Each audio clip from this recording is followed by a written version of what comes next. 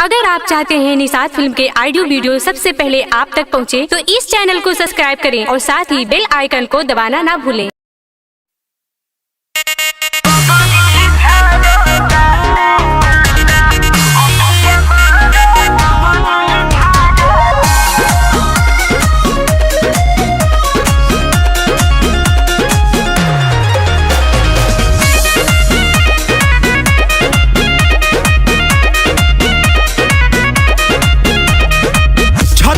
चढ़ी के देत बारू गाड़ी हल गाड़ी तोहर पड़ जाई भारी।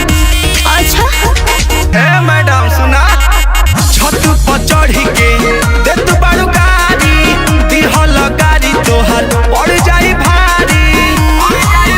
कोई सुनाया बाटे नी मनो बरतिया नतिया अखिया मारता कि बेदी बेदी बबदी झारता कि नतिया अखिया मारता कि बेदी बेदी बबदी झारता।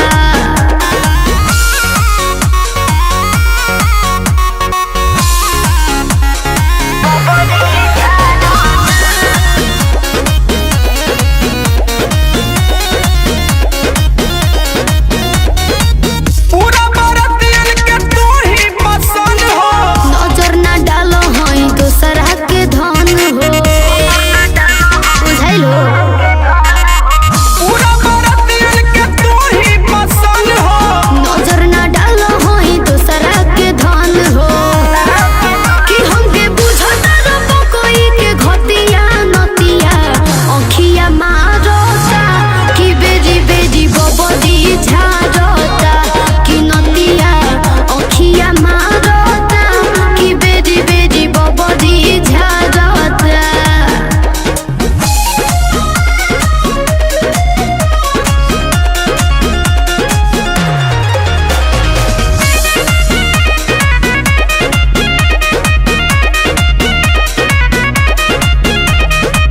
चढ़ली जवानी में बारू तू बहकल, अजित दीपक छोड़ा दे हम सहकल ढेर बोलबा धक बत्तीसी तोड़ देता है। चढ़ली जवानी में बारू तू बहकल।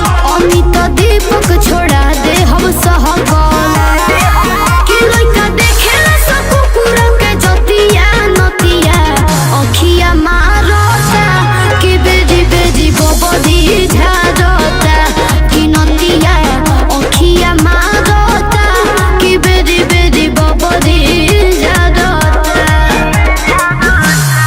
ढेर तकबा ना तकिया धके फोड़ दे हम।